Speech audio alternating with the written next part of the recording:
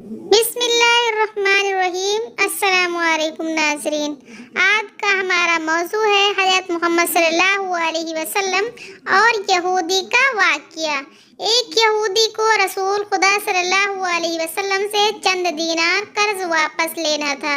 ایک دن آپ راستے میں جا رہے تھے کہ وہ یہودی آپ کے پاس آیا اور اس نے کہا، جب تک آپ میرا قرض ادا نہیں کریں گے اس وقت تک میں آپ کو یہاں سے جانے نہیں دوں گا۔ آپ صلی اللہ علیہ وسلم نے فرمایا، اگر یہ بات ہے تو میں تیرے ساتھ یہیں بیٹھ جاتا ہوں۔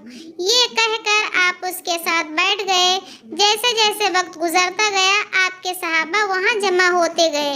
جب انہوں نے یہودی کی جسارت دیکھی تو انہوں نے اس کو سزا دینے کا ارادہ کیا۔ آپ صلی اللہ علیہ وسلم نے انہیں ہر طرح کی تعذیبی کارروائی سے روک دیا اور فرمایا کہ تم دور چلے جاؤ۔ حکم رسول کے تحت صحابہ دور چلے گئے۔ سورج لمحہ بلمحہ گرم ہو رہا تھا اور اس کی تپش سے آپ کو اذیت پہنچ رہی تھی، یہاں تک کہ آپ کے چہرے اطہر سے پسینہ بہنے لگا۔ اس کے باوجود آپ نے کسی طرح کے غصہ کا اظہار نہ کیا اور کوئی سخت جملہ نہ کہا۔ آپ سارا دن وہیں بیٹھے رہے اور ظہر، عصر اور مغرب و عشاء کی نمازیں وہیں پڑھی۔ پھر رات چھا گئی۔ آپ صلی اللہ علیہ وسلم نے رات بھی وہیں بسر کی اور فجر کی نماز بھی وہیں پڑھی۔ صحابہ یہودی کو ڈرانے دھمکانے لگے۔ آپ نے فرمایا، تم اس سے یہ کیسا سلوک کر رہے ہو؟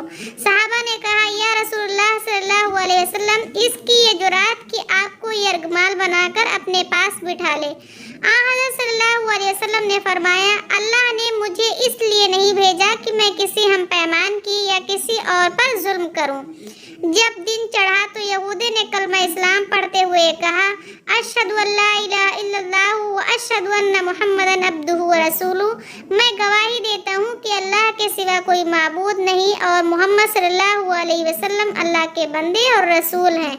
میں اپنی دولت کا ایک حصہ راہ خدا میں دیتا ہوں۔ میں نے آپ کو اس لیے نہیں روکا تھا کہ میں آپ کی توہین کروں، اس ذریعے سے میں آپ کے پیمانے صبر کو آزمانا چاہتا تھا، کیونکہ تورات میں نے آپ کی یہ صفت پڑھی ہے، محمد بن عبداللہ مکہ میں پیدا ہوگا اور طیبہ کی طرف ہجرت کرے گا۔ وہ تندخو اور سخت مزاج اور بیہودہ گوئی کرنے والا نہ ہوگا اور کوئی جھوٹی بات زبان سے نہیں کہے گا۔ اس طرح سے میں نے آپ کو یہاں رکھ کر اس بات کی تصدیق کی ہے کہ تورات نے بالکل سچ کہا تھا۔ رسول اکرم صلی اللہ علیہ وسلم مبعوث برسالت ہونے کے 3 سال بعد تک خفیہ طور پر دعوت اسلام دیتے رہے۔ اس کے بعد اللہ تعالیٰ نے آپ کو حکم دیا کہ آپ کھل کر اللہ کا پیغام پہنچائیں اور لوگوں کو اللہ کی طرف دعوت دیں۔ ایام حج شروع ہوئے تو پورے جزیرۃ العرب سے لوگ مکہ کی طرف آنا شروع ہوئے۔ نبی اکرم صلی اللہ علیہ وسلم کوہ صفا پر چڑھے اور آپ نے بلند آواز سے فرمایا، لوگوں میں اللہ کا رسول ہوں، تم لوگ رب العالمین پر ایمان لے آؤ۔ لوگ آپ کی طرف متوجہ ہوئے اور انہوں نے تعجب سے اعلان سنا اور سب کی خواہش ہوئی کہ وہ اعلان کرنے والے کو دیکھیں۔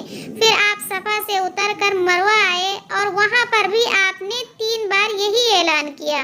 جب ابو جہل نے حضرت صلی اللہ علیہ وسلم کا اعلان سنا تو اسے سخت غصہ آیا۔ اس نے زمین سے ایک پتھر اٹھا کر آپ کی پیشانی پر مارا، جس سے آپ کی پیشانی زخمی ہو گئی اور خون بہنے لگا اور آپ کا پورا چہرہ لہو لہان ہو گیا۔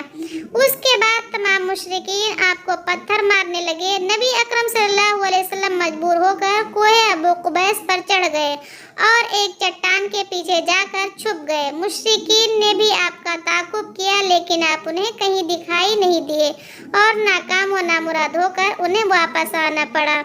اسی اثنا میں ایک شخص نے حضرت علی رضی اللہ عنہ کو اس واقعے کی خبر دی اور کہا کہ میرا خیال یہ ہے کہ محمد صلی اللہ علیہ وسلم مارے جا چکے ہیں